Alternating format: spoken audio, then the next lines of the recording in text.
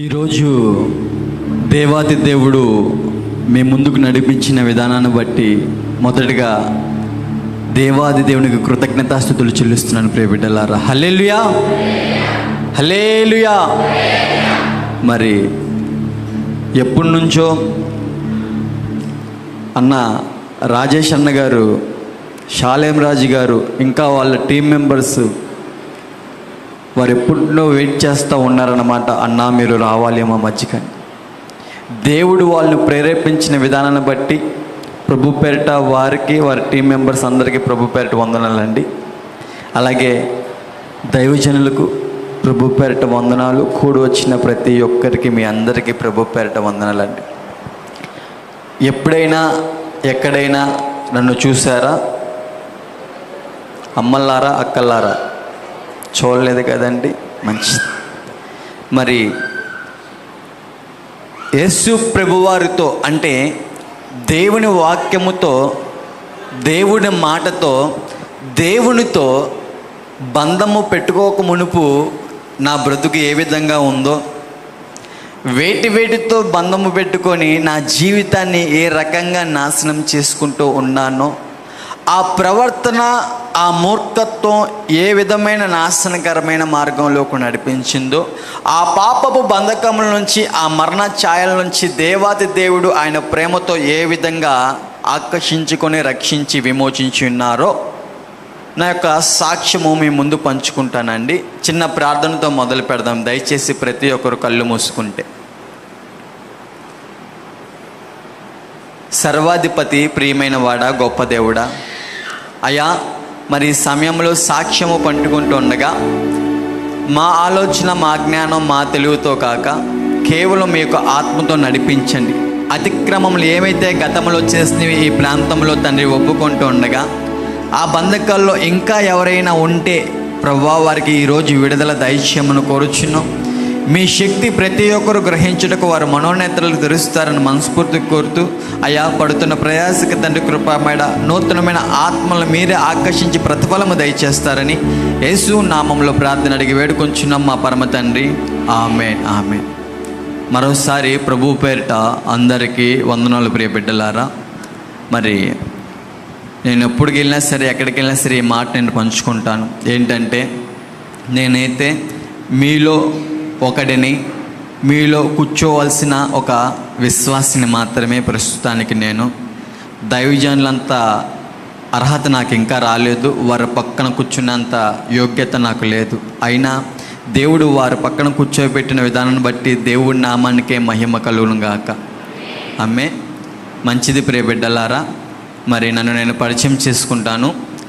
మాది విజయవాడ ప్రాంతం అండి. విజయవాడ నుంచి నేను ఈ యొక్క ప్రాంతానికి వచ్చి ఉన్నాను. నా పేరు బంగారు సాయి కుమార్. మేము హైందవులు అన్నమాట. యేసు ప్రభువారు మాకు తెలియదు, యేసు ప్రభువారి గురించి మాకు తెలియదు. మా తల్లిదండ్రులు వారు చేసే వృత్తి ఏంటంటే కష్టపడి పని చూసుకునే వ్యక్తులు. వారికి గారాల బిడ్డనే నేనే, మగపిల్లవాడిని. చాలా గారాబంగా పెంచుతూ వచ్చారు. అప్పుడు నాకు పెట్టిన పేరు ఏంటంటే బంగారు సాయి కుమార్.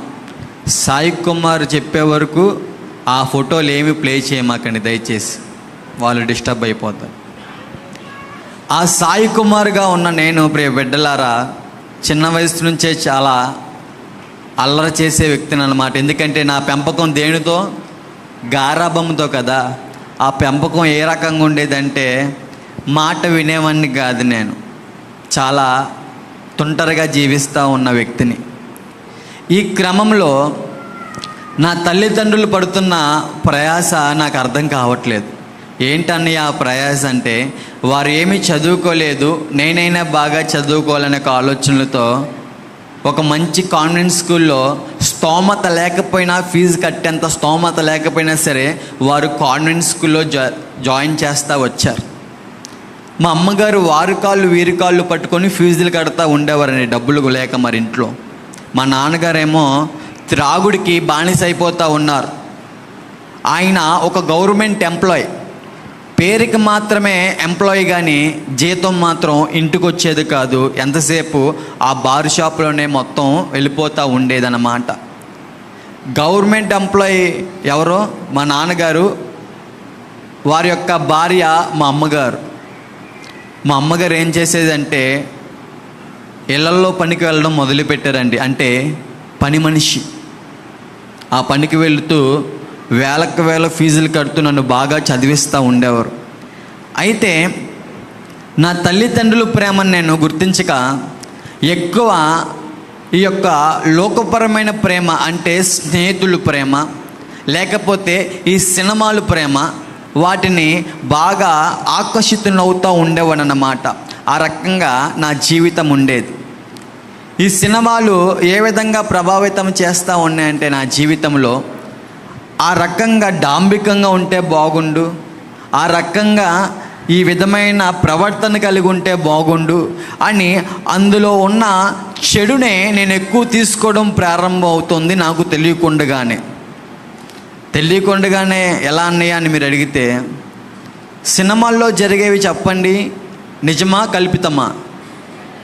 ఏమ్మా తల్లులు, సీరియల్లో జరిగేవి నిజమా కల్పితమా? కల్పితమే కదా. కల్పితమే, నిజం కాదు. సీరియల్లో జరిగేది కల్పితమే కదండి. మరి కల్పితమైతే ఆ సీరియల్లో వారు ఏదో రాసుకొని ఏడ్చేస్తూ ఉంటే ఏమెందుకు నిజంగానే ఇక్కడ ఏడుస్తుంది? ఆ తల్లిగారు ఎవరు? సీరియల్ చూస్తున్న ఆ మనిషి. తనకి తెలియకుండానే ఇన్వాల్వ్ అయిపోతూ ఉన్నారు. దేంట్లోనండి? సీరియల్లో. ఆమె నిజంగానే అక్కడ ఇన్వాల్వ్ అయిపోతూ ఉంది కదా, అది నటనని మర్చిపోయింది కదా. అదేవిధంగా సినిమాలు కూడా కల్పితమైన పాత్రలు, అది ఒక నటనాలయం అని నేను మర్చిపోయి అక్కడున్న క్యారెక్టర్లన్నీ నా జీవితాన్ని అప్లై చేసుకోవడం మొదలుపెట్టి నేను అక్కడ ఆ సినిమాల్లో మరొకటి చూశాను. దాని పేరే ప్రేమ. మరి ఈ లోకంలో శాశ్వతమైన ప్రేమ ఏంటండి? దేవాది దేవుని ప్రేమ, యేసు ప్రభు వారి ప్రేమ కదా. వారి తర్వాత దేవుని తర్వాత తల్లిదండ్రుల ప్రేమ కదా. ఇవి చాలా ఇంపార్టెంట్ కదండి.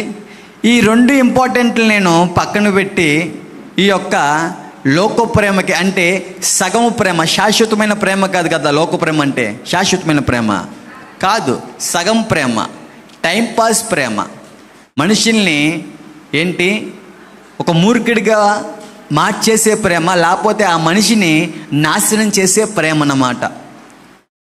మీరు హైందువులు అంటున్నారు కదన్న, మధ్యలో శాశ్వతమైన ప్రేమ ఎక్కడి నుంచి వచ్చింది అని మీరు అడిగితే, మరి చిన్నప్పటి నుంచి నేను ఏ ఆటగాడిని? అల్లరి చిల్లరగా ఆటగాడిని కదా, రోడ్ల మీద తిరిగే వ్యక్తిని కదా, స్కూల్కి అని చెప్పి ఎక్కొట్టేసి రోడ్ల మీద ఉండే వ్యక్తిని కదా. అయితే ఆ సమయంలో నా బాల్యదినాల్లో ఏమవుతా ఉందంటే, నా మార్గము సరైన మార్గంలో నేను లేని కదా ప్రియ బిడ్డలారా. కొందరు క్రైస్తవులు నా దగ్గరకు వచ్చారు. కొందరు క్రైస్తవులు నా దగ్గరికి వచ్చి ఎక్కడికి తీసుకెళ్లారండి? దేవుని సన్నిధికి, సండే స్కూల్కి తీసుకువెళ్ళారు. ఒకరోజు గిఫ్ట్ ఇవ్వలేదనే కారణంతో ఒక రాయ ఎవరి మీద? వాళ్ళ మీద విసిరేసి నేను వచ్చేసాను. అక్కడ ఎవరిని ప్రేమను నేను తృణీకరించాను? శాశ్వతమైన ప్రేమను తృణీకరించాను. నా బాల్య దినాల్లో దేవుడు నాకేమిచ్చారండి? అవకాశము. ఎందుకు? సరైన మార్గంలో నేను వెళ్ళుటకు, నడుచుటకు, బాలు నడవలసిన త్రోవలో నేను ఉండుటకు కదా. అయితే ఆ మార్గము నేను నేర్చుకోకుండా అల్లరి చిల్లరగా జీవించిన నేను అలా వయసు పెరుగుతూ వచ్చింది. ఆ సినిమాలు చూశాను కదా, ఆ సినిమాల ప్రేమ చూసిన నేను ఒక ప్రేమను ఆహ్వానం పలికాను. ఈ హృదయంలో ఏ ప్రేమకు చోటు ఇవ్వలేదు? దేవుని ప్రేమకి చోటు ఇవ్వలేదు, తల్లిదండ్రులకు ప్రేమకు చోటు ఇవ్వలేదు, కానీ ఈ లోకపరమైన సినిమాల ప్రేమకి ఇచ్చానండి చోటు. అంటే ఒకరిని ప్రేమించడం జరుగుతూ వచ్చింది నా జీవితంలో. మళ్ళీ లవ్ అంటే ఏంటి అర్థం తెలీదు. ఆ వయసు అట్రాక్షన్ అన్నమాట. ఆనాడు మాకు టీవీలే బాగా, ఇప్పుడు అందరి చేతులు ఏమొచ్చేసే? సెల్ ఫోన్లు కదా. మరొక అలా ఏడిచేస్తున్నారు. ఇంట్లో ఏడుస్తున్నప్పుడు తల్లి ఏం పెట్టేస్తారు? అమ్మన్న చేతిలో సెల్ ఫోనే పెట్టేస్తున్నారు. అప్పుడు మా తల్లిగారు టీవీ పెట్టారులేండి. ఆ రకంగా ఆ ప్రేమకు ఆహ్వానం పలికాను. ఒకరోజు ఆమె గారు అన్నారు, నువ్వంటే నాకు ఇష్టం లేదు, ఐ హేట్ యు, నేను నిన్ను ప్రేమించట్లయ్యా అని అన్నారండి. నా ప్రవర్తన ఎలా మారిపోయిందంటే ప్రియ బిడ్డలారా, అన్నీ కోల్పోయిన వాడిగా, ఒక ఒంటరి వాడిగా, ఇంకా నా జీవితం ముగిసిపోయింది అనే తీవ్రమైన ఒక ఒంటరితనంలోనికి, ఒక రకమైన డిప్రెషన్లోనికి, ఇంకా నా కథ ముగిసిపోయిందనక ఒక ఆలోచనలోకి నేను వెళ్ళిపోతూ అటువంటి తీవ్రమైన యొక్క ఎమోషన్స్లోకి నేను వెళ్ళడం మొదలు పెడతా ఉన్నాను. ఇవన్నీ ఎక్కడ చూసో? సినిమాల్లో చూసే ప్రియ బిడ్డలారా, సినిమాల్లో చూసే. వారిద్దరూ ప్రేమ విఫలమైపోలా, వారు ప్రేమించుకోవట్లా, కానీ ప్రేమించేలా చూపిస్తూ వాళ్ళ ప్రేమ విఫలమైపోతే ఏం చేస్తున్నాడు ఆయన? చేతిలోకి అర్జెంటుగా ఏమొచ్చేస్తుంది? మందు బాటిలో గంజాయో, సిగరెట్టో, డ్రగ్సో. అదే కదండి. ఎందుకు చూపిస్తున్నాడు ఆ ప్రేమికుడు? తన ప్రేమ విఫలమైపోయింది కదా, మరి తనలో ఉన్న బాధ ఉంది కదా, ఆ బాధ మొత్తం పోవాలి కదా. ఆ బాధ పోవాలంటే ఆ వ్యసనాలే తనకి నెమ్మది సమాధానం ఇస్తున్న ఆలోచనలతో పరిగెడతా ఉన్నాడు కదా. ఎక్కడా? సినిమాల్లో. అవే నాకు కూడా నిజంగా నెమ్మది వచ్చింది, నాకు కూడా నాలో కూడా బాధ పోతుంది అనే ఆలోచనలతో ఆ మత్తు పదార్థాలని నేను కూడా ఆహ్వానం పలకడం మొదలు పెడతా ఉన్నాను. సినిమాలు చూస్తున్నాను, బాగా వాటికి పిచ్చెక్కిపోతాను, వాటికి ఎడిక్ట్ అయిపోతూ ఉన్నాను. కానీ సినిమాలో హీరో ఏం చేస్తున్నాడో చూస్తూ ఉన్నాను. కానీ సినిమా ముందర వచ్చేవి చోట్ల నేను ఏంటి ముందర వచ్చేవి అన్నయ్య? మద్యపానం ఆరోగ్యానికి హానికరం, ధూమపానం ఆరోగ్యానికి హానికరం, ఈ చోట్లేదండి. సినిమాలో ఆ సినిమా హీరో ఏం చేస్తున్నాడో ప్రతిదీ చూస్తూ ఉన్నాను నేను. ఆ రకంగా ఆ మత్తుని ఆహ్వానం పలికాను, ఆ మత్తుతో బంధం పెట్టుకున్నాను అనమాట. ఈ లోక ప్రేమతో బంధం పెట్టుకున్న తర్వాత మరి ఆ యొక్క విఫలం అయిపోయింది, బ్రేకప్ అయిపోయింది కదా ప్రియ బిడ్డలారా. ఈ యొక్క మత్తు పదార్థాలు నాకు సమాధానం ఇస్తాను యొక్క ఆలోచనతో వాటితో బంధం పెట్టుకోవడం మొదలు పెడతా ఉన్నాను నేను. బంధం పెట్టుకున్న తర్వాత నా ప్రవర్తన ఏ విధంగా మారుతా వచ్చిందంటే ఒక మూర్ఖుడిగా మారుతా వచ్చిందండి. నా జీవితము, నా ఇష్టము, మై లైఫ్, మై రూల్స్ అనుకుంటూ ఒక ప్రవర్తన, ఒక ఆలోచనలోకి వెళ్ళడం మొదలవుతా ఉందా నేను. నా తల్లిదండ్రులు బ్యాడ్ బాయ్ సాయిని పెట్టలేదు, నాకు పేరు సాయి కుమార్, బంగారు సాయి కుమార్ అని పెట్టారండి. నేను పెట్టుకున్నాను బెజవాడ బ్యాడ్ బాయ్ సాయి. ఆ అలంకరణ ఏ విధంగా ఉందంటే బ్యాడ్ బాయ్ సాయికి ఆడవాళ్ళ వల్లే జుట్టులు పెంచి ఇంకా ఈ లోకంలో డాంబికంగా జీవించాలనుకుంటా ఉన్నాను కదా. ఇదిగో ఇక్కడ ఈ ప్రాంతం నుంచి నా కాళ్ళు సగం వరకు ప్రతి చోట పచ్చబొట్లు వేపించుకుంటూ ఈ శరీరాన్ని మాలిన్యం చేసుకుంటూ వచ్చాను. ఇంక ఎవరి మాటను నేను లెక్క చేయట్లేదండి. నా ప్రవర్తన మత్తు పదార్థాలతో బంధం పెట్టుకున్నాను కదా, ఎవరిని లెక్క చేయకుండా నా ఇష్టం అనే ఒక మూర్ఖత్వం వైపు వెళ్ళిపోతూ ఉన్నాను. ఇక్కడ దుద్దులు పెట్టుకొని, ఇక్కడ స్టంట్లు పెట్టుకొని, ఇంకా విచిత్రమైన వేషాలు అన్నమాట. ఈ యొక్క వేషాలు ఎక్కడ చూశానండి నేను? సినిమాలు. ప్రేమ విఫలం అయిపోతే ఏం చేస్తున్నారు అప్పట్లో 90sలో అన్నయ్య గారు? జుట్టులు పెంచేస్తారు, గడ్డం పెంచేస్తారు, సంకలో కుక్క పిల్ల, ఏదో ఒకటి. పెద్దోళ్ళకి తెలిసి ఈ విషయం. కానీ ఇప్పుడు ఏం జరుగుతుందంటే డ్రగ్స్ వస్తున్నాయి, మత్తు పదార్థాలతో సావాసం. ఈ యొక్క జనరేషన్లో ఇవి చూపిస్తున్నారు సినిమాల్లో. సినిమాలు చాలా ప్రమాదకరం అండి, చాలా అంటే చాలా ప్రమాదకరం. ఆనాడు నాకు అర్థం కాల, స్టైల్ అనుకుంటున్నాను నేను. అటువంటి ప్రవర్తనతో జీవిస్తున్న నేను నా తల్లి తండ్రికి మర్యాద ఇవ్వట్లేదండి. నా ప్రాంతంలో ఎవరికి నేను మర్యాద ఇవ్వట్లేదు. నా ఇష్టం అనే విర్రవేగుతో జీవిస్తున్న నేను చదువు కూడా పక్కన ఆపేసి ఇంటర్ ఫస్ట్ ఇయర్ వరకే చదివాను నేను. అప్పుడు కూడా హాల్ టికెట్ తీసుకోకుండా ఇంక ఇష్టానుసారంగా జీవించడం ప్రారంభించిన నేను ఆ మత్తు పదార్థాలకి అలవాటు అవుతూ ఉన్నాను కదా. ఇంకా అవే నాకు నెమ్మది సమాధానం వేస్తే నాకు ఆలోచనలతో ఏ మత్తులో ఎంత ఆనందం ఉంటుంది అనుకుంటూ వాటితో ఆ మత్తు పదార్థాలతో సహవాసం చేయడం మొదలుపెట్టాను. అలా నా జీవితము ఒక రకమైన నాశనకరమైన మార్గం వైపు వెళ్ళడం ప్రారంభిస్తున్న నేను మొత్తానికి ఈ యొక్క యవ్వన ప్రాయంలో ఉండేటప్పుడు ఆ మనిషి డాంబికంగా జీవించాలనే ఒక ఆలోచన ఇంకా పెరుగుతూ వచ్చింది కదా. అదేవిధంగా ఏమవుతా ఉందంటే బెజవాడ బ్యాడ్ బాయ్ సాయి అంటే ఒక బ్రాండ్ అవ్వాలా అనే ఒక తలంపు వస్తూ ఉన్న నాకు ఈ ఫేస్బుక్లో, ఇన్స్టాగ్రామ్లో ఉన్నాయి కదండి, వాటితో బంధం పెట్టుకోవడం మొదలుపెట్టాను. అక్కడ కనపడుతున్న ఫోటోలన్నీ కెమెరాలో దిగినవి అనమాట, అందుకే అంత క్లారిటీగా మీకు కనపడుతున్నాయి. ఆ కెమెరాలో తిరిగే ఫోటోలన్నీ దేనికి పనికిరాని లైకుల కోసం, కామెంట్ల కోసం తహతహలాడిపోతూ వాటిలో అప్లోడ్ చేస్తున్న నేను ఆటోమేటిక్గా మెల్లమెల్లగా ఏమవుతా ఉందంటే ఒక చిన్నపాటి సెలబ్రిటీలా విజయవాడలో ట్రీట్ చేయడం మొదలు పెడతా ఉన్నారు యవనస్తులు అందరూ. ఏమనంటే బ్యాడ్ బాయ్స్ సాయన్న అనే సలాం కొడతా ఉన్నారు. బ్యాడ్ బాయ్స్ సాయన్న అంటే గంజాయి, గంజాయి అంటే బ్యాడ్ బాయ్స్ సాయన్న అనే విధముగా ఇంకా నా ప్రవర్తన మొదలవుతూ ఉంది. ఎక్కడికి వెళ్ళినా సరే చుట్టూరు 10 మంది కుర్రోళ్ళు ఎక్కడికి వెళ్ళినా సరే సలాంలు కొడుతూ ఉన్నారు కదా.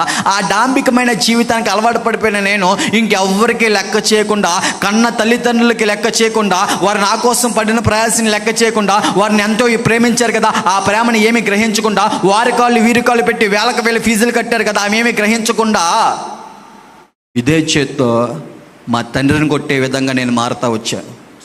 ఇదే నోటితో నా తల్లిని దూషించే విధముగా అంటున్నాను అనమాట. ఆమె ఎంతో ప్రేమిస్తే ఆమె నేను అంటున్నాను, ఎవడ కనమన్నాడే నిన్ను, నేనేమైనా కనమన్నానేంటి అనే మాటలతో ఆమెను దూషిస్తూ ఉన్నాను అనమాట. ఇంటి దగ్గర ఎవరైనా పెద్దవాళ్ళు వచ్చి ఏమైనా, అయ్యా మీ ఇంటా వంట లేదే ఎలాగా, అయ్యా మీ అమ్మోళ్ళకి మంచి ఏముంది పేరుందయ్యా, ఎందుకు ఇలా సడగొడతావు అంటూ ఉంటుంటే వారి మీద తిరగబడ్డం. బూతు మాటలండి నోరు తెరిస్తే.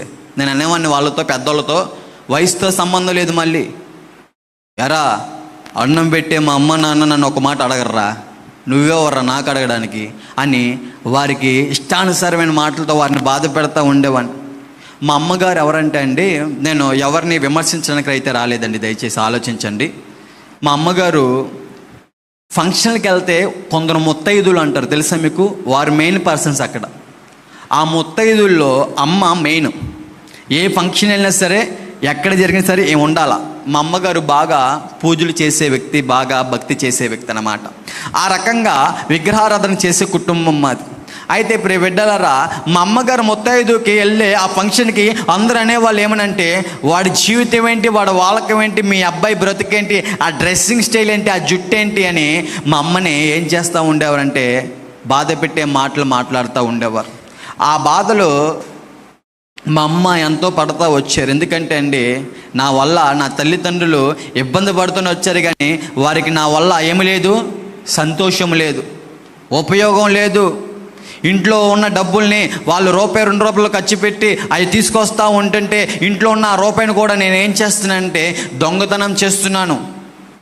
డబ్బు కోసం దూర ప్రాంతాల నుంచి, ఏజెన్సీ ప్రాంతాల నుంచి గంజాయి తరలించి విజయవాడ ప్రాంతాల్లో వాటిని విక్రయిస్తూ యవనస్తుల జీవితాలను నాశనం చేస్తూ ఉన్న నేను ఆ 24 గంటల మత్తు పదార్థాలతోనే జీవిస్తూ ఉంటున్నాను. ఈ శరీరాన్ని మాలిన్యం చేసుకుంటూ నాకున్న అలవాట్లు కాస్త ఆడవారికి అలవాటు చేసి ఆ వ్యసనాలు వారి జీవితాల్ని నాశనం చేస్తూ ఉన్నాను.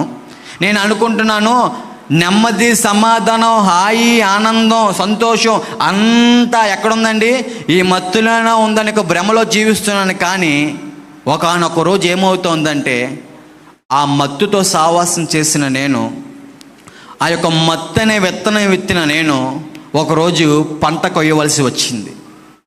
ఏవైతే విత్తనం విత్తుతామో ఒకరోజు ఏం చేస్తామండి, ఖచ్చితంగా కొయ్యాలి కదా తల్లి. మా తల్లిగారు గారాబం అనే విత్తనం విత్తారు, మరి పంట కొయ్యాలిగా. ఏ పంట కోసారు? దుఃఖము, బాధ, కన్నీళ్ళు, నిద్రలేని రాత్రులు, అయ్యో నా బిడ్డ ఏంటి అనే కృంగదల, ఈ రకమైన పంట కోసారండి. గారాబం అనే విత్తనం విత్తమాకండిదయ్యా. ప్రియా తల్లులారా, మీకే మాట. నేనే విత్తనం విత్తాను, మత్తు పదార్థాన్ని విత్తనం విత్తాను కదా. 25 సంవత్సరాలకి నా బాడీ ఎలా అయిపోయిందంటే, ఈ 2 ఊపిరితిత్తులు 2 మసిబొగ్గులు అయిపోతూ వచ్చే, ఈ యొక్క పేగ్ ఇన్ఫెక్షన్ అయిపోతూ ఉంది, డైజెస్టివ్ సిస్టమ్ ప్రాబ్లం అవుతూ ఉంది, ఇంకేంటండి ఈ యొక్క కిడ్నీ ఇన్ఫెక్షన్ అనుకుంటూ చాలా సన్నగా అయిపోతూ ఉన్నా నేను. ఈ యొక్క ఎముకలకి నా శరీరం అంటతా వచ్చింది. ఎందుకంటే ఆహారం లేకపోయినా ఉంటా నేను, కానీ ఆ మత్తు లేకపోతే నా రోజు గడవదు ప్రియ బిడ్డలారా. మరి డబ్బు లేని పరిస్థితులు ఏంటి నా యొక్క పని ఏంటంటే, నా స్నేహితులు మేము దొంగతనం చేసే వ్యక్తులం. చేతిలో బ్లేడు, మా శరీరాలు కోసుకుంటూ బ్లేడ్ వేయచ్చు అనమాట. పైశాచికమైన ఆనందం కోరుకునే వ్యక్తులు మేము.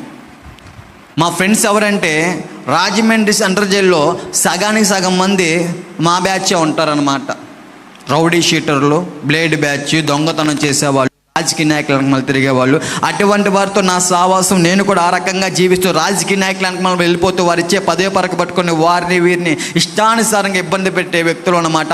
అటువంటి బ్రతుకు ఒకరోజు ఏమవుతా ఉందంటే 25 సంవత్సరాలకి ఏమవుతోందండి, నా శరీరం అంతా అనారోగ్యం అనే పంట కొయ్యడం మొదలు పెడతా ఉన్నాను అన్నమాట. హాస్పిటల్ చుట్టూరు తిరగడం ప్రారంభిస్తూ ఉన్నాను. వారు ఇస్తున్న స్కానింగ్లు, రిపోర్ట్లు, వారు ఇస్తున్న ఏమైతే ఉన్నాయో కోర్సులు ప్రతి ఒక్కటి వేసుకోవడం మొదలు పెడతా ఉన్నాను. సరైన తిండి అనేది లేదు నా జీవితంలో, నిద్ర అనేది పట్టట్లేదు అన్నమాట. ఆ రకంగా ఉంటున్న సమయంలో మరి గంజాయి అమ్ముతూ ఉంటే పోలీసులు ఊరికనే చూస్తారండి, మక్కులు ఎరగొట్టేస్తారు. దొరికినప్పుడల్లా తగ్గొట్టేస్తూ ఉండేవారు. విజయవాడలో ప్రతి పోలీస్ స్టేషన్ మెట్లు నేను ఎక్కేసానండి. అటువంటి బ్రతుకు నాది. ఒక్కొక్కసారి వారిని చాలా మభ్య పెడతా ఉండేవాడిని నేను. పోస్టర్ వచ్చింది కదా, చూసారా పోస్టరు? అన్నయ్య పెట్టారా పోస్టరు? ఏం పోస్టరు? ఈ మీటింగ్ పోస్టరు. అక్కడున్న ఫోటోకి ఇక్కడ కనపడుతున్న మొహానికి చాలా తేడా ఉంది కదా. మీరందరూ ఆలోచిస్తున్నారా, ఆ అన్నయ్య ఈయనే కాదా అని ఇలా చూస్తున్నారు నేను చాలామంది. నేనేనండి, నేనే. ఫోటోజెనిక్ ఫేసు, ఫోటోల్లో ఒకలాగా బయట ఒకలాగా ఉండే ఒక వ్యక్తిని అనమాట. అది నేను అప్పట్లో క్యాష్ చేసుకొని పోలీసులే నా ఫోటోలు నా దగ్గర తీసుకొచ్చి ఇది నువ్వా కాదా అనే రకంగా వాళ్ళని మభ్య పెడతా ఉండేవాడిని. నేను అనుకుంటా ఉండేవాడిని, నేను ఏదైనా చేసేస్తా, నాకేంటి అని విర్రవీగుతూ ఉన్నాను. అయితే అటువంటి అనారోగ్య పరిస్థితులు ఉన్నప్పుడు కసింకోట అంటే అనకాపల్లి అనే ఊరు పక్కన కసింకోట అనే గ్రామంలో నా యొక్క స్నేహితుడు ఉన్నాడు. అక్కడికి వెళ్ళడం మొదలుపెట్టాను నేను. అక్కడికి వెళ్ళి మా అమ్మగారు అన్నారు, అయ్యా అక్కడ కొద్ది రోజులు ఉండయ్యా, ఇక్కడ ఉంటే ఏ పోలీసులకో మమ్మల్ని ఇరికిచ్చేస్తావు బాబా, అక్కడికి వెళ్ళిపోయి అక్కడ కొద్ది రోజులు అమ్మమ్మ వాళ్ళ ఇంటికాడ ఉండు. మా అమ్మమ్మ గారు ఎవరంటే ఒక క్రైస్తవురాలు. ఆమె ఎవరంటే ప్రార్థన పరురాలు. ఎంతసేపు మొర ఎలా ఉండేదంటే, యేసయ్యా మా మనవని ఏం చేయి, మార్చు అని విజ్ఞాపన చేస్తూ ఉండేది. ఆ విజ్ఞాపన చేసేది నేను వింటున్నప్పుడు ఇసుక్కుంటూ ఉండేవాడిని. క్రైస్తవ్యం అంటే చాలా చిన్న చూపు ఉంటా ఉండేది నాకు. ఎక్కడైనా బాకా సౌండ్లో ఈ చెవికి ప్రేయర్ వినపడతా ఉంటే నేను అనేవాడిని, నా స్నేహితులు ఎప్పుడు చుట్టూరు 10 మంది కుర్రోళ్ళు కదా, ఎప్పటికి వెళ్ళినా వాళ్ళతో అనేవాడిని, ఈ పాపిని క్షమించు, ఆ పాపిని క్షమించు అని ఎక్కిరిస్తూ ఉండేవాడిని అన్నమాట. తెల్లలో దేవుడు మా దేవుడు కాదు ఒక భ్రమలో జీవిస్తూ ఉండేవాడిని. అయితే అక్కడ నా స్నేహితుడు సూర్య, ఆయన గారి పేరు సూర్యనారాయణ. ఆయన గారు కూడా నా అలాగే ఒకప్పుడు జీవించేవారు. ఆ సూర్యనారాయణ గారు నా దగ్గరకు ఒకరోజు వచ్చారండి. ఏ విధంగా వచ్చారంటే, ఇక్కడ నేను చెప్పాల్సిన విషయం ఏంటంటే, యవ్వన ప్రాయంలో నేను ఏ మార్గంలో ఉన్నాను? సరైన మార్గంలో ఉన్నానా? నాశనకరమైన మార్గంలో ఉన్నాను. అయితే దేవుడు ఒకరిని మళ్ళీ పంపించారు నా దగ్గరికి. ఎవరిని ఈసారి? సూర్య. ఎవరు ఆ సూర్య అంటే, నిజమైన దేవుడిని తెలుసుకొని యేసు ప్రభువు వారిని విశ్వసించి నమ్మి బాప్తిసం పొందుకొని దేవుడి మాటతో బంధం పెట్టుకొని రక్షణ పొందుకొని తిమోతిగా నా దగ్గరకు వచ్చాడండి. హల్లెలూయా. ఆయన అన్నాడు, తిమోతి నా దగ్గరకు వచ్చి అంటాడు, అయ్యా జీవితం విలువేంటో అర్థమైంది, దేవునితో బంధం పెట్టుకున్న తర్వాత నేనేంటో నాకు అర్థమైంది. సాయి, యేసు ప్రభు వారు నా జీవితం బాగు చేశాడు. సాయి, యేసు ప్రభు వారు నీ జీవితం కూడా బాగు చేయడానికి సిద్ధంగా ఉన్నాడు మావా. ఒక్క అవకాశం ఇస్తావా దేవునికి? ఆయన మాటకు లోబడతావా? దేవుడిని బ్రతుకు బాగు చేయడానికి సిద్ధంగా ఉన్నారా అంటా ఉంటుంటే నేను అంటున్నాను, ఒరే సూర్యగా, నేను ఎవరిని భక్తి చేస్తానో నీకు తెలుసు. ఈ పొట్ట మీద ఎటువంటి పచ్చబొట్టు ఉండుద్దో నీకు తెలుసు. నా మెడ మీద ఎటువంటి పచ్చబొట్టు ఉండుద్దో నీకు తెలుసు. సోమవారం వస్తే నేను ఎక్కడికి వెళ్తానో నీకు తెలుసు. నా నోట్లో ఎప్పుడు ఏ నామం పలుకుతానో నీకు తెలుసు. నువ్వేంటి నాకు చెప్తున్నావు? అల్లెల్లుయ బ్యాచ్గా అంటున్నాను. నేను కూడా శివుడు అనబడే ఒకరిని పూజిస్తూ ఉండేవాడినండి. మీ అందరికీ తుమ్ములు వచ్చా? అదేనండి, ముక్కు కారుతూ ఉన్నప్పుడు హచ్ అంటారే అవి.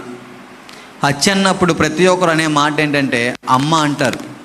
వరకు నేను అంటాను హచ్ అని. నన్ను కన్న నా తల్లి పేరు రాదు కానీ హచ్ అని శివనామస్మరణమే వస్తుంది. ఈ మధ్యలో ఒక అక్క బాగా ట్రెండ్ అవుతుంది చూసారా, మొత్తం పూజేసుకొని యాస్టీజ్గా నేను కూడా అదే రకంగా పూజేసుకొని అలా పూజేసుకొని నేనే ఒక అఘోరలాగా ఫీల్ అవుతూ ఉండేవాడిని అన్నమాట అండి. ఆ రకమైన ఫోటోలతో వాటిలతో ఆడ ఎక్కడ ఫేస్బుక్లో వాటిలో పెట్టేవాడిని. ఎడిటింగ్ అయితే కాదు, అవన్నీ నిజంగానే పూజేసుకుంటూ ఉండేవాడిని. నేను ఎవరిని పూజిస్తున్నానో చూసావు కదా, నా పొట్ట మీద ఏముందో చూసావు కదా, నువ్వేంటో నాకు చెప్తున్నావు, మాకు లేరా అంటున్నాను నేను. దేవుడు ఎవరిని ప్రేరేపించాడు?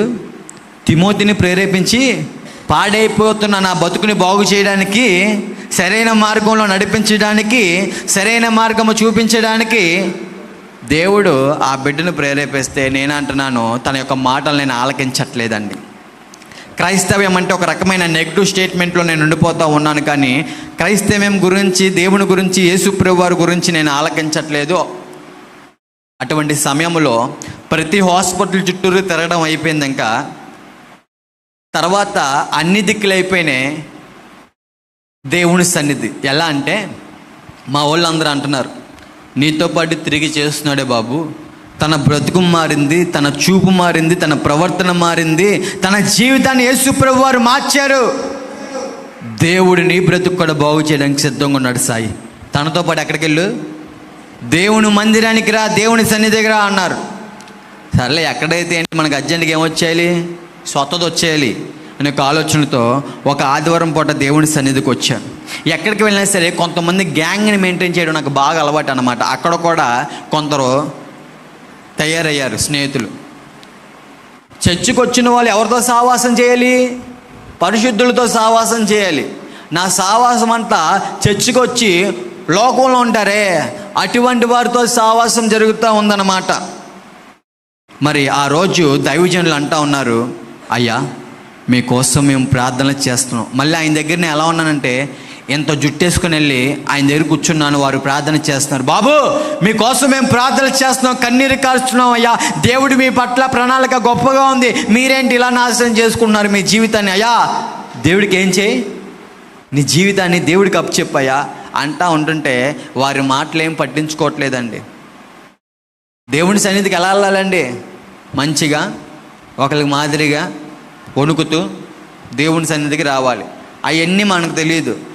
ఎలా వచ్చానంటే బొక్కల ప్యాంటుతో, బొక్కల టీషర్టుతో స్టైల్గా వస్తున్నాను. నేను స్టైల్ అనుకుంటున్నాను, ఈడ పోస్టులు పెట్టుకుని ఎక్కడ పెట్టుకునేవాడిని కడియం. నేను ఎక్కడికి వస్తున్నాను? దేవుని సన్నిధికి ఆ విధంగా వస్తున్నాను అన్నమాట.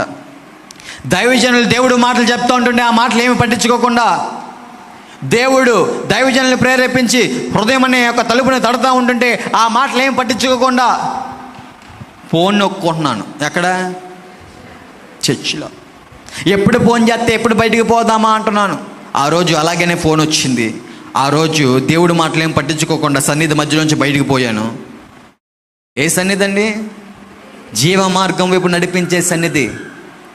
ఆ సన్నిధి విడిచిపెట్టి మరణ మార్గంలోకి వెళ్తా ఉన్నాను. ఆ రోజు కార్ యాక్సిడెంట్ జరిగింది. సూర్య ఫొటోస్లో ఉంటాయి. కార్ యాక్సిడెంట్ జరిగింది. కారు ఒకేసారి బోల్తా పడిపోయి ఏజెన్సీ ప్రాంతంలో పొలాల్లో పడిపోయాం. కారు ఆ విధంగా డ్యామేజ్ అయితే అందరూ అన్నారు చచ్చిపోయారు వీళ్ళు అన్నారు అందరూ. లోపల ఉన్న మాకు ఎవరికి ఏం కాలేదండి. నేనంటున్నాను నా లక్ ఇది, నాకెక్కడో సుడు ఉంది అని నాలో నేనే డాంబికంగా ఆలోచిస్తున్నాను అన్నమాట. అదే ఒక ఫోటో తీసుకెళ్ళి నా స్నేహితుడు తిమోతికి చూపిస్తే ఆ రోజు తను అంటున్న మాటలు ఏంటంటే, యేసు ప్రభువు వారి కృప ఉంది కాబట్టే, దేవుని కృప ఉంది కాబట్టే నువ్వు ఇంకా సజీవ లెక్కలో ఉన్నావు. సమయం మించిపోలే. ఎక్కడైనా ఏం చేయి, దేవుడికి అప్పచెప్పే నీ జీవితాన్ని. దేవునితో బంధం పెట్టుకో. మామా ఎందుకు నన్ను నీ జీవితం ఎలా పాడు చేసుకుంటావు? నోట్లోంచి అప్పుడే దగ్గుతుంటే బ్లడ్ పడుతుందండి నాకు. అయినా సరే ఆ మాటలు నేను పట్టించుకోవట్లా. దేవుని యొక్క ఉద్దేశం ఉంది కాబట్టి నువ్వు ఇంకా సజీవ లెక్కలో ఉన్నావు అంటున్నారు.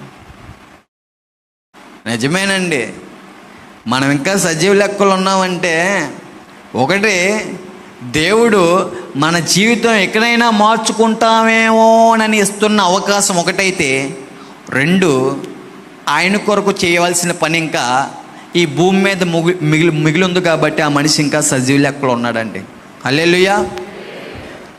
ఎంతోమందికి అవకాశాలు సద్వినియోగం చేసుకోలేక కాలగర్భంలో ఇప్పుడు చూసుకుంటుంటే ఎంతోమంది యవనస్తులు పెట్టలు రాలిపోతున్నారా? ముసలోళ్ళు బ్యానర్లు ఎక్కడైనా కనపడుతున్నాయా? వి మిస్ అని ఎవరికి కనపడుతున్నాయి? యవనస్తులే. వారికి కూడా ఎవరో ఒకరు చెప్పే ఉంటారు, దేవుడు వారిని కూడా ఎన్నో అవకాశాలు ఇచ్చి ఉంటారండి. ఆ రోజు అంటున్నాడు తిమోతి, ఎక్కడైనా సమయము మించిపోలా, దేవునికి అవకాశం ఇవ్వయా అంటా ఉంటుంటే, పద్దాకల దేవుడు అంటావు, మాకు లేరా? మీ నమ్మకం మీది, మా నమ్మకం మాదిరా, మాకు లేరా అంటున్నాను నేను. ఆ రోజు అండి, అయితే ఆరోగ్యం కోసం స్వార్థంగా దేవుని సన్నిధికి ప్రతిరోజు ప్రతి ఆదివారం పూట రావడం మొదలు పెడతా ఉన్నాను నేను. అసలు ఎంత నటనంటే పరిచయం చేసేస్తున్నాను, కానికిచ్చేస్తున్నాను. ఏసీ అంటే నేను కూడా ఏసీ అనేస్తున్నాను, అందరిలో నేను కూడా ఏమంటున్నా ఆరాధన చేసేస్తున్నాను. కానీ మళ్ళీ ఇదే నోటితో బూతులు మాట్లాడుతున్నాను, ఇదే నోటిని అపవిత్రం చేసుకుంటున్నాను. అయ్యగారి దగ్గర వంగిపోతున్నాను, అయ్యగారు వందనాలు అంటున్నాను. కానీ 4 గోళ్ళ మధ్య చేసే పాపపు క్రియలు అలాగే చేస్తున్నాను. దేవుని సన్నిధికి వస్తున్నాను, లోకంతో సావాసం చేస్తున్నాను. దేవుని సన్నిధికి వస్తున్నాను, ఒక వెలుగు పాత్రగా చీకటి కార్యక్రమాల్లోనే ఉంటున్నాను అనమాట. అంటే ఒక 2 పడవల మీద కాలు వేసే వ్యక్తిగా నా యొక్క ప్రవర్తన, నా భక్తి, నా యొక్క ఆ విధంగా వస్తున్నానండి. దేవుని సన్నిధికి పరిచయం చేస్తున్నాను, దేవుని సన్నిధిలో ఉంటున్నాను. కానీ దైవజనులు చెప్పే దేవుడి మాటల్ని ఆలకించట్లేదు నేను. వాడు చెప్పే మాట ప్రకారంగా నేను నడుచుకోవట్లేదండి. అంటే ఏమి లేదు, నాలో మారు మనసు లేదు. ఆ రకంగా జీవిస్తున్న కార్యక్రమంలో ప్రతి ఆదివారం వచ్చేస్తున్నాను. ఆదివారం అయిపోయి అలా తలుపు దాటి బయటికి వెళ్ళిపోతే మళ్ళీ ఇష్టానుసారంగా జీవించేస్తున్నాను. మళ్ళీ అదే మత్తు పదార్థాలతో సావాసం చేస్తున్నాను. ప్రాణం మీద భయంతో 10 రోజులు తాకుండా ఉన్న నేను 11వ రోజు వాటి మీదతో బానిస అయిపోతూ ఉన్నాను కాబట్టి, ఎడిక్ట్ అయిపోతూ ఉన్నాను కాబట్టి మళ్ళీ యథావిధి మామూలు అయిపోతుంది అన్నమాట. ఈ కార్యక్రమంలో నాలో బలం వచ్చింది. దైవజనులు ప్రార్థన చేస్తే దేవుడు వారి ప్రార్థన ఆలకించి దేవుడు ఏమిచ్చారండి? బలం ఇచ్చారు. ఆ బలం వచ్చిన తర్వాత కృతజ్ఞతగా నేను లేను, కృతజ్ఞతగా దేవుని సన్నిధిలో లేను. దేవునికి వీపు చూపించి, సన్నిధికి వీపు చూపించి, దైవజనులకు వీపు చూపించి, అయ్యగారు వెళ్ళొస్తాననే వారికి వీపు చూపించి అక్కడి నుంచి, ఆ ప్రాంతం నుంచి విజయవాడ రావడం జరుగుతూ వచ్చింది. కారణం ఏంటంటే చర్చికి వస్తూ కూడా అక్రమ సంబంధాలు పెట్టుకుంటున్నాను నేను. చర్చికి వస్తూ కూడా పరాయివాని యొక్క భార్యను కోరుకుంటూ ఉన్నాను నేను. ఆ మార్గము సరైన మార్గంలోకి నడిపిస్తుందా? ఆ హెచ్చరిక మాటలు ఆనాడు నాకు వినపడలేదండి. పరాయివాని యొక్క భార్యను కోరుకుంటే ఆ మార్గం నేను నాశనానికి దారితీస్తుందనే హెచ్చరిక మాటలు నాకు వినపట్ల. ఆనాడు దేవుడు హెచ్చరిస్తున్నా సరే ఆ మాటలు నేను పట్టించుకోవట్లేదు. నేను చేసేదే భక్తి, నేనే కరెక్టు నేనే అంటున్నాను నేను. కానీ దేవునితో సావాసం లేదు, దేవుడి మాటలు ధ్యానించడం లేదు. ఒక ఆచరణ భక్తి అన్నమాట. ఎలా ఉండేదంటే ఒక 2 నిమిషాలు ప్రార్థన. ఆ 2 నిమిషాల ప్రార్థనలో ఎంతసేపు స్వార్థపూరితమైన కోరికలే తప్ప, అర్జెంటుగా ఆరోగ్యం వచ్చే ఆలోచనే తప్ప నా పాప రోగాన్ని గురించి నేను ఒప్పుకోవట్లేదు. నా పాప రోగం గురించి గ్రహించే జ్ఞానం నాకు లేదు. ఆ రకంగా జీవిస్తున్నాను. ఆ రకంగా పరాయివారి యొక్క భార్యను కోరుకుంటున్నాను. ఆ రకంగా దేవుణ్ణి విడిచిపెట్టేశాను. అయితే విజయవాడ వచ్చాక ఒక నిర్ణయం తీసుకున్నాను అన్నమాట. ఏంటంటే అందరి దేవుళ్ళు ఒకటేలే, అందులో యేసు ప్రభు వారు కూడా ఒకటేలే అనే ఆలోచనలతో ఉన్న నేను బైబిల్ ప్రేరాయలు ఇచ్చారండి దైవజనులు ఎంతో ప్రార్థన చేసి. అవి 2 ఆ మూల పెట్టేసి ఒక తీర్మానం ఏంటంటే నేను స్నానం చేస్తేనే ప్రార్థన చేస్తాను, లేకపోతే చేయను. నేను ఏ చర్చికి వెళ్ళను, ఏ మందిరానికి వెళ్ళను, ఏ దేవుడి మాటలో ఏం చేయను, ఎన్నో. ఇదే భక్తి, నేనే కరెక్టో అని ఒక వేలో ఉంటా ఉన్నాను. అలా ఉండగా ఈ క్రమంలో నేను ఎలా ఉన్నాను, సరైన మార్గం అది చూస్తున్న దేవుడు మళ్ళీ ఒకరిని ప్రేరేపించాడు. ఎవరిని? సాత్విక్ పాల్ అనే తమ్ముడిని. ఆ తమ్ముడు వచ్చి, అన్న మా చర్చికి రావచ్చుగా, వాక్యం బాగా చెప్తారన్న, దేవుని సన్నిధిలో గడవచ్చుగా, సావాసం బాగుండిద్దన్న అంటా ఉంటుంటే నేను అంటున్నాను వస్తాలే తర్వాత అనుకుంటూ పోస్ట్ పోన్ చేసుకుంటా ఉన్నాను అన్నమాట తన యొక్క మాటల్ని. అంటే ఇక్కడ ఎవరు ఇస్తున్నారు అవకాశం? దేవుడు వారిని ప్రేరేపించి నా దగ్గరికి నా బ్రతుకు మార్చడానికి నడిపిస్తుంటే నేను మాత్రం వాళ్ళని అవాయిడ్ చేస్తూ ఉన్నానండి. ఎంతసేపు స్నేహితులే స్నేహితులే స్నేహితులే, డబ్బు డబ్బు అని డబ్బుతో బంధం పెట్టుకుంటా ఉన్నాను నేను. డబ్బు ఉంటే అన్నీ జరిగిపోతే, డబ్బు ఉంటే అన్నీ మన కాళ్ళ దగ్గరికే అంటున్నాను నేను. డబ్బే దునియాని నడిపిస్తుంది అంటున్నాను నేను. కానీ చేతిలో వేలకు వేల డబ్బులు ఉన్నాయి, కానీ ఒంట్లో నాకేం లేదండి, ఆరోగ్యం లేదు. చేతిలో డబ్బులు ఉన్నాయి కానీ ఒక మనశ్శాంతి లేదు నా హృదయంలో. చేతిలో డబ్బులు ఉన్నాయి కానీ మంచి ఫుడ్ తినలేకపోతున్నాను. చేతిలో డబ్బులు ఉన్నాయి కానీ ఒక మంచి నిద్ర రావట్లేదు.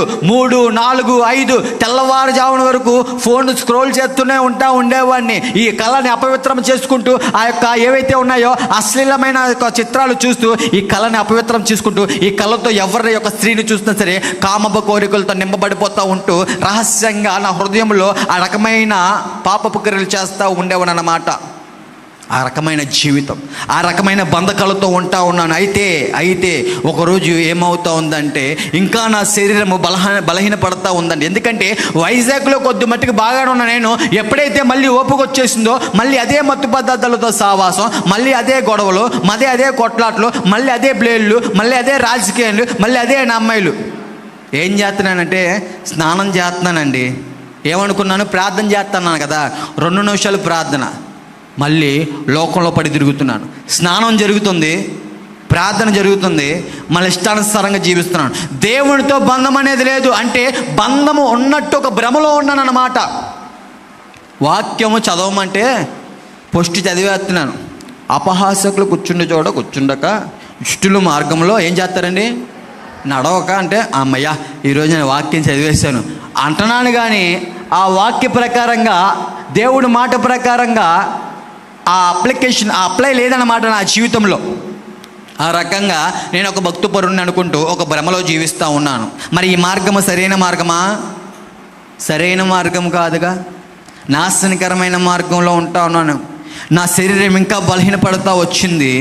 డబ్బు చేతిలో ఒకేసారి ఎంతున్నా ఒకరోజు ఏమవుతుందండి, కరిగిపోతుంది కదా. కరుగుతుందా ఉంటుందా? కరిగిపోతుంది, అయిపోతుంది. మరి డబ్బు అవసరం పడ్డ నాకు మనుషుల మీద ఆధారపడడం మొదలుపెట్టా. అంటే నా స్నేహితులు నాకేం జరిగినా వచ్చేస్తారనే ఒక ధీమా అన్నమాట నాకు. నా వెనకమాల రాజకీయ నాయకులు ఉన్నారనుకుంటున్నాను. నేను సినిమా హీరోలు వెనకమాల తిరుగుతూ ఉన్నాను కదా, వాళ్ళు వచ్చేస్తారనుకుంటున్నాను. ఏ గొడవకి వెళ్ళినా సరే, ఎక్కడికి వెళ్ళినా సలాం కదా, ఆ ఇతర చేతులన్నీ నాకు అవసరానికి వచ్చేస్తారనుకొని మనుషుల మీద ఆధారపడుతూ ఉన్నాను నేను. కానీ ఆనాడు ఏ మనిషి కనపట్లేదు, హాస్పిటల్కి వెళ్ళాలి, ఏ మనిషి కనపట్లేదు. నాకు తెలిసిన అక్రమమైన పని ఏంటి, గంజి అమ్మడం. ఆ యొక్క మార్గాన్ని నేను ఎంచుకొని ఈసారి బైబిల్ ప్రేరేలు పట్టుకొని మన దైవజనులు సువార్తకులు ఎక్కడికి వెళ్తారండి, ఏజెన్సీ ప్రాంతానికి దేనికి వెళ్తారు, దేవుడి పని చేయడానికి వెళ్తారు. నేను వెళ్ళాను బైబిల్ ప్రేరేలు పట్టుకొని గంజే కొనుక్కోవడానికి బయలుదేరానండి.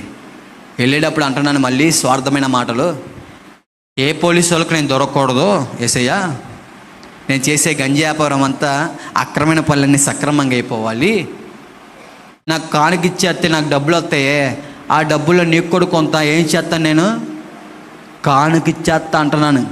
కానుక ఎత్తనాను, హృదయం అనే కానుక ఇవ్వట్ల, ఈ హృదయార్పణ ఇవ్వట్ల దేవునికి. ఈ హృదయంలో దేవుని మాటకు లోబట్ల, ఈ హృదయంలో దేవుడి మాటకే లోబట్లేదండి. ఇతరవన్నీ చేస్తున్నాను, కానీ దేవుడికి నచ్చిన మార్గంలో నేనైతే లేను. ఆ రకంగా జీవిస్తున్న కార్యక్రమంలో దూర ప్రాంతం నుంచి వేరే ప్రాంతానికి, వేరే రాష్ట్రానికి కొన్ని 100 కేజీలు గంజాయి తరలించవలసిన నేను మొత్తానికి సెకండ్ లాక్డౌన్లో పోలీసులు కళ్ళు కప్పి తరలించేశాను. ధనాపేక్ష ఎక్కువైపోతూ ఉంది, డబ్బు వచ్చేసింది. నాలో ఉన్న ఆ రోగాలన్నింటినీ, నాలో ఉన్న ఆ లంగ్స్లో ఉన్న పసరంతటిని తీసేసి గొట్టం వేసేసి మళ్ళీ నాకు బలం వచ్చింది అనే ఒక ఆలోచనలో ఉన్న నేను ₹1 రాలేదు. కానీ నేను ఎక్కడ ఉన్నానంటే సికింద్రాబాద్, ఎక్కడ మహారాష్ట్రలో తంతే, సికింద్రాబాద్ గాంధీ బస్ స్టాండ్లో ప్లాట్ఫామ్ మీద అడుక్కునేవారి పక్కన పడుకునే స్థితికి నా బ్రతుకు వెళ్ళిపోతూ ఉంది. నేను ఒక అడుక్కునేవాడిగా మారిపోయి, ఛార్జీలకి డబ్బులు లేకపోతే ఈ చేతిలో బైబిల్, ఈ చేతిలో ప్రేరేలు పట్టుకొని ఏం చేస్తున్నానంటే సువార్త కాదు, దేవుడి మాటలు ప్రకటించట్లా. ఒక అడుక్కునేవాడిగా ఇజ్రాయెల్ దగ్గర అడుక్కోవడం మొదలు పెడుతూ ఉన్నా నేను. అక్కడ నుంచి మొత్తానికి విజయవాడ ప్రాంతం వచ్చేసిన తర్వాత ఏమి జరుగుతూ ఉందంటే, నా స్నేహితులు, నా ప్రాణ స్నేహితులు బోల్డ్ మంది ఉన్నారే, వారి దగ్గరికి వెళ్ళి పంచుకుంటే వాళ్ళు నా మాటని లెక్క చేయట్లేదు. నా స్నేహితులు ఒక చిన్న మాట అన్నా నేను చాలా బాధపడతాను. ఎందుకంటే ప్రాముఖ్యత ఎవరికి ఇస్తున్నాను నేను? స్నేహితులకి. తల్లిదండ్రులకి ఇవ్వట్లేదు, ఈ లోక స్నేహితులకి ఇస్తా ఉన్నా నేను. ఆ రోజు జరిగిన సంఘటన ఏంటంటే బిడ్డలారా, లెక్క చేయట్లేదండి ఎవరు నన్ను. ఒక రకమైన ఆందోళనలో, ఈ యొక్క డబ్బు రావాలి, ఆ డబ్బు రావాలా, ఒక రకమైన ఆందోళనలో. ఈలోపు ఈ పెళ్ళి అయిపోయిన అమ్మాయి ఉంది చూశారు, ఆమెను ప్రేమించడం మొదలు పెడతా ఉన్నాను నేను. ఆమె అన్నారు ఒకరోజు, నువ్వంటే నాకు కరెక్ట్ కాదు, ఇష్టం లేదన్నారు. మళ్ళీ లోక ప్రేమ నా జీవితంలో ఏమైపోయింది బిడ్డలారా? విఫలమైపోయింది కదా. మళ్ళీ నాలో ఒక రకమైన డిప్రెషన్ మొదలవుతూ ఉంది. ఒకదాని తర్వాత ఏంటి ఇలా జరుగుతుందనే తీవ్రమైన తలంపులతో ఉన్న నేను ఆ యొక్క నొప్పి, ఆ బాధ పోవాలనే ఆలోచనలతో మళ్ళీ వేడి దగ్గర పరిగెట్టాను. ఈ సినిమాల ప్రేమ ఏమి నేర్పించాయి నాకు? మత్తు. మళ్ళీ అదే మత్తు పద్ధతులకి, ఆ డ్రగ్స్ దగ్గరికి, ఆ మందు బాటిల్ దగ్గరికి, ఆ గంజాయి దగ్గరికి, ఏమైతే మత్తుకు సంబంధించిన ఉన్నాయో అవన్నీ నా శరీరంలోకి నేను ఇంజెక్ట్ చేసుకోవడం మొదలు పెడతా ఉన్నా నేను. ఆ సమయంలో ఏమవుతా ఉందంటే ఒక ఒంటరి వాడిని అయిపోతా ఉన్నాను. ఆ సమయంలో చుట్టూరు 10 మంది కుర్రోళ్ళుగా ఎక్కడికి వెళ్ళినా సాయనగా ఎవరు కనపట్ల, రాజకీయ నాయకులు అనుమతి తిరిగగా ఎవరు కనపట్లేదండి. ఆ రోజు ఒంటరిగా కూర్చొని తీవ్రంగా ఆలోచిస్తున్నాను నేను. ఇలా చూడడం మొదలు పెడతా ఉన్నాను. మా ఇంట్లో వాళ్ళందరూ కంగారు అయిపోతున్నారు. ఏంటి సాయి అలా చూస్తున్నాను, నీ ప్రవర్తన ఏంటి ఆ రకంగా ఉంది, అయ్యో సాయి ఏమో జరుగుతుందిరా అని మా అమ్మ కృంగిపోతా ఉంది. అయ్యో ఎన్నో మాటలు చెప్పాం కదా సాయి, ఎన్నో మాటలు చెప్పావురా, విన్నావా సాయి అని మా అమ్మగారు కృంగిపోతూ ఉన్నారండి. ఆ సమయంలో ఎవరున్నారు నా పక్కన? తల్లిదండ్రులు ఉన్నారండి. ఈ లోక ప్రేమ సగం ప్రేమలో ప్రాకులాడుతూ ఉన్నానే, వారు ఎవ్వరూ రాలా. నేను తృణీకరించిన ఏ ప్రేమ ఉంది? నా తల్లిదండ్రుల ప్రేమ ఉంది. మా తల్లిగారు అన్నారు, ఇదిగో నా బంగారపు తాళి తీసుకొని ఇదైనా అమ్ముకొని ఏం చేసుకో, నీ జీవితాన్ని హాస్పిటల్కి వెళ్ళి బాగు చేసుకోరా అని మా అమ్మగారు అంటూ ఉన్నారు. కానీ వారి ప్రేమ నాకు గుర్తు రావట్లేదు. కానీ ఈ లోకపరమైన ప్రేమ, ఈ స్నేహితుల ప్రేమ ఏంటి, నన్ను ఏ విధంగా చేసింది అనే ఆలోచనలతో ఉండిపోతూ ఉన్నాను. నా స్నేహితులతో నేను ఎక్కువ సమయం గడిపా కదా. నా తల్లిదండ్రులతో కూడా నేను పుట్టినప్పటి నుంచి ఎక్కువ సమయం గడపలేదు. నా స్నేహితులతోనే ఎక్కువ సమయం గడుపుతూ ఉన్నాను కదా. నా స్నేహితులు ఏంటి నన్ను ఇంత చులకనగా చేస్తారు, నేను బెజవాడ బ్యాడ్ బాయ్స్ ఆయన కదా అని ఒక రకమైన తలంపులతో ఉన్న సమయంలో ఇంకో పరంగా ఏంటంటే, ఈ యొక్క లోకప్రేమ విఫలమైపోయింది కదా. నాలో ఉన్న తలంపులు ఏంటంటే, చచ్చిపో లేకపోతే ఆ అమ్మాయి పీక కోసి. ప్రియా యవ్వన జనాంగమా, ఈ లోకప్రేమ ఏం చెప్తుంది నన్ను? సావు లేకపోతే చంపేసి. అటువంటి ప్రేరేపణతో ఉన్నాను. ఈ లోకప్రేమ ఆ విధంగా. ఈ ప్రేరేపణకి ఎంతోమంది న్యూస్లో మనం చూడట్లేదు. ఇప్పుడు ప్రేమ విఫలమైపోయింది ఉరేసుకొని చచ్చిపోతున్నారు, లేకపోతే ప్రేమ విఫలమైపోయిందని చంపేస్తున్నారు. చూడట్లేదు అక్క, యూట్యూబ్లో చూస్తున్నాం కదండి. అటువంటి ప్రేరేపణతో ఉన్నాను నేను ఆ సమయంలో. చావు లేకపోతే చంపు. నా ప్రవర్తన ఎలా ఉందంటే, ఆ రోజు నేను మా అమ్మతో పంచుకుంటున్నాను, నా వల్ల కావట్లేదమ్మా, నా హృదయం అంతా చాలా భారంగా ఉంది, తీవ్రమైన డిప్రెషన్లో నన్ను పిచ్చి ఆలోచనలు వస్తున్నాయి. మనుషులు చూస్తుంటే నాకు ఒక రకమైన కోపం వచ్చేస్తుంది, నేను తట్టుకోలేకపోతున్నానమ్మా అని మా అమ్మ చేయి పట్టుకొని చిన్న పిల్లాడి వల్ల నేను చేస్తున్నానండి. 2 రోజులు నిద్ర లేదు నాకు. ఇలాగే చూస్తున్నాను. నేను అనిపించింది, ఇదే నా చివరి రోజు అయిపోయింది, నా బ్రతుకు అయిపోయింది.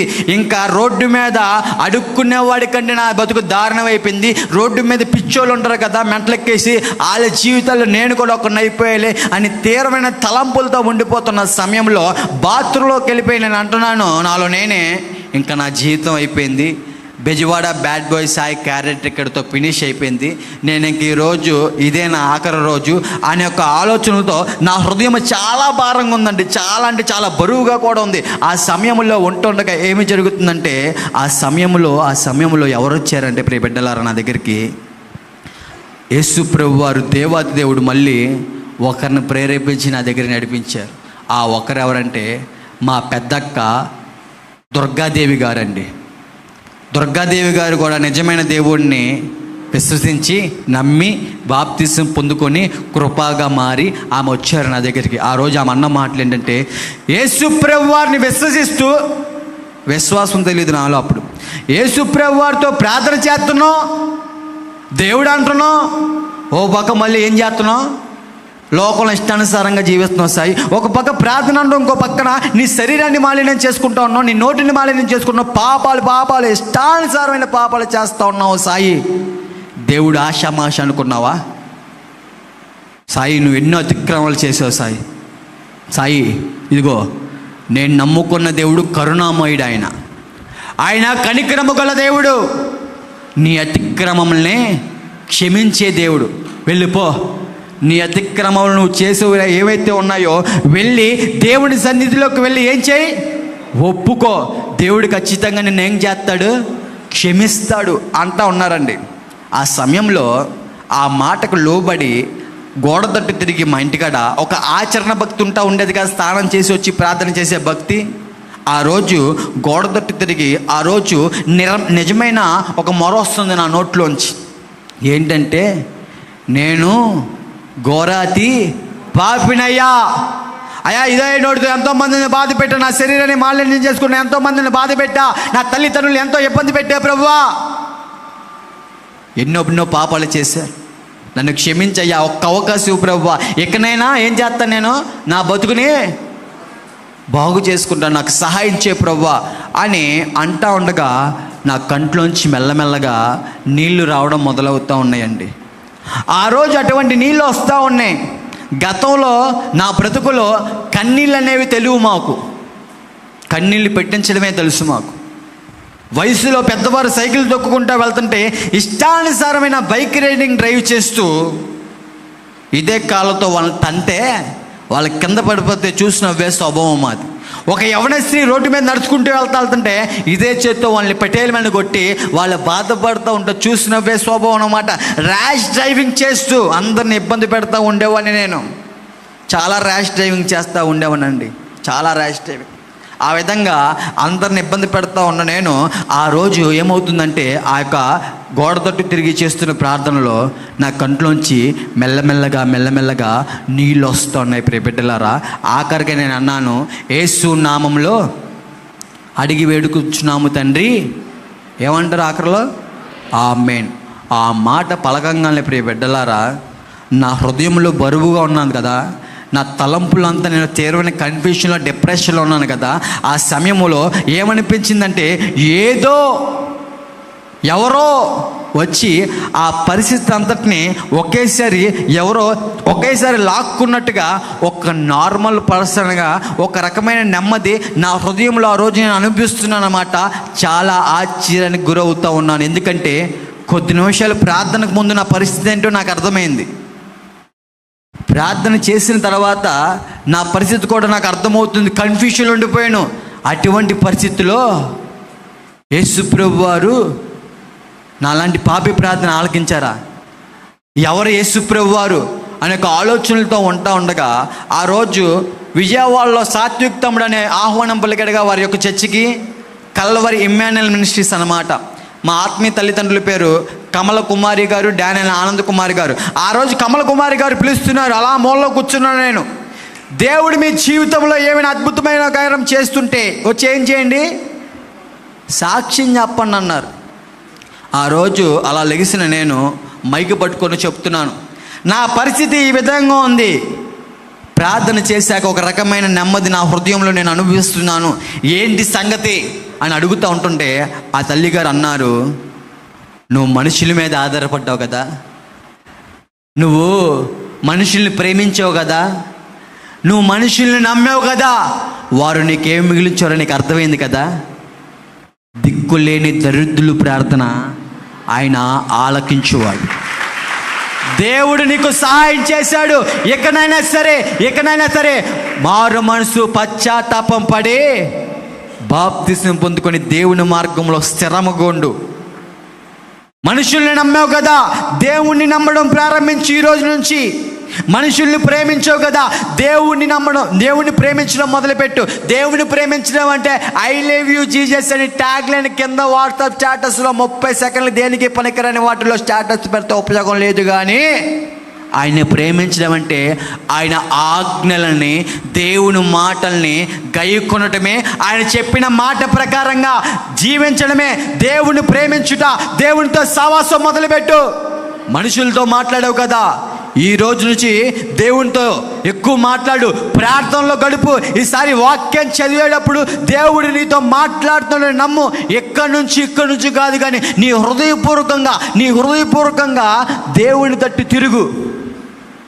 నమ్ముటని వలరితే నమ్మువానికి సమస్తము సాధ్యమే అని ఆ మాట ఆనాడు పలికారండి.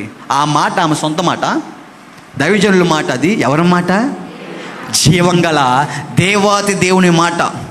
ఆ రోజు నుంచి నాలో ఒక ఆలోచన మొదలైపోయిందన్నమాట. ఎవరు యేసుప్రభు వారు?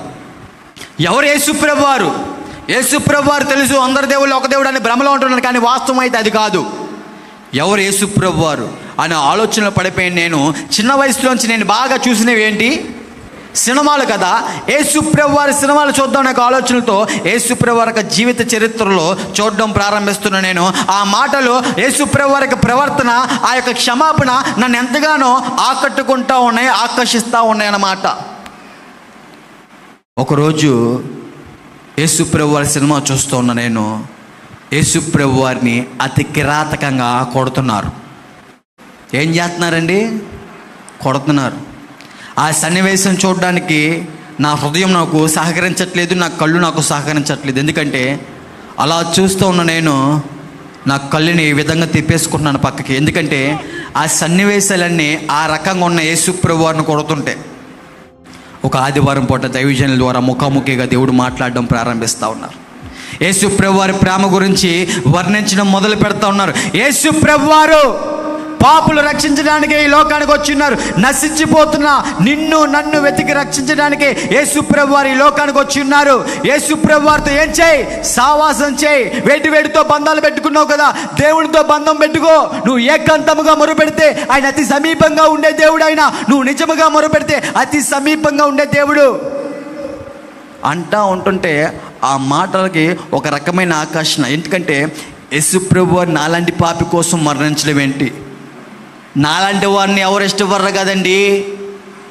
నేను ఎప్పుడు చనిపోతే ఎప్పుడు చూద్దామా అని కళ్ళు ఎక్కువ కదా, నన్ను ఎవరూ ప్రేమించరు కదా.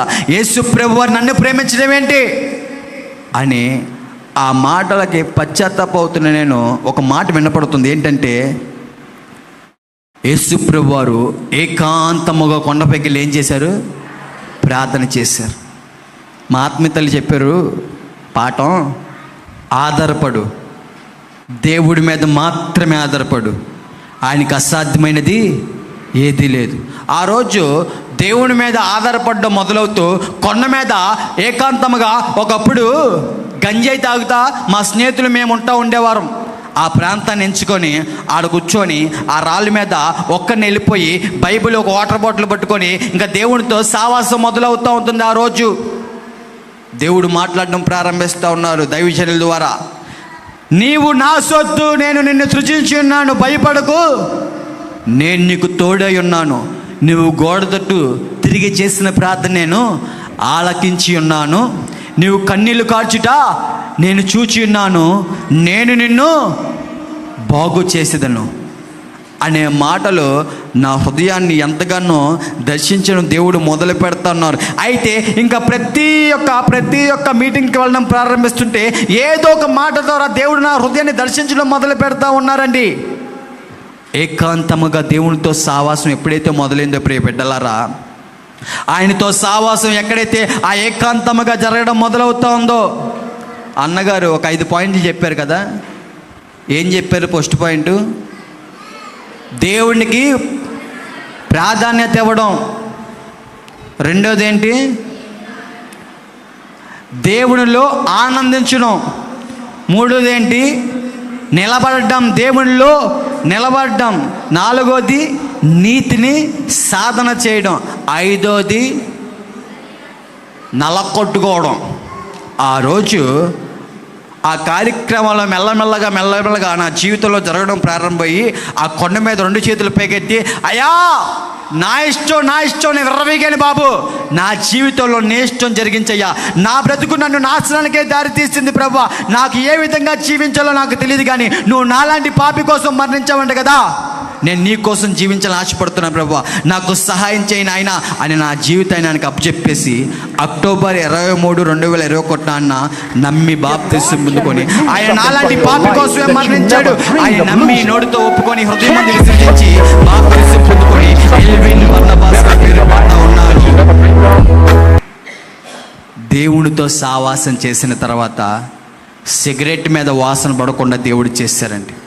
దేవునితో సావాసం చేస్తున్న తర్వాత వ్యసనాల మీద పూర్తి విరక్తి పుట్టేలా దేవుడు చేస్తూ ఉన్నాడు. దేవుడితో సావాసం మొదలైన తర్వాత, బంధము దేవుడితో మొదలైన తర్వాత, దేవుడి మాటతో మొదలైన తర్వాత నా మాట తీరు మార్చారు దేవుడు, నా యొక్క చూపును మార్చారు. వాక్యం ధ్యానిస్తూ ఉండగా నా మాట తీరుని, నా ప్రవర్తనని, మరి ముఖ్యంగా నా తల్లిదండ్రులు విలువేంటో అర్థమయ్యేలా దేవుడు చేస్తూ ఉన్నారు. ఒక సొసైటీలో ఏ రకంగా జీవించాలో, ఒక స్త్రీని ఏ విధంగా చూడాలో, మరి ముఖ్యంగా నా హృదయ అంతరంగాలు ఎరిగిన దేవుడు నన్ను చూస్తున్నాడు అనే గ్రహింపగలిగేలా దేవుడు ఆయన వాక్యముతో నా బ్రతుకుని బాగు చేస్తూ ఉన్నారండి. నేను అంటాను, వేటితో బంధాలు పెట్టుకున్నాను కదా, నాశనకరమైన మార్గంలోకి నడిపిస్తూ ఉన్నాయి.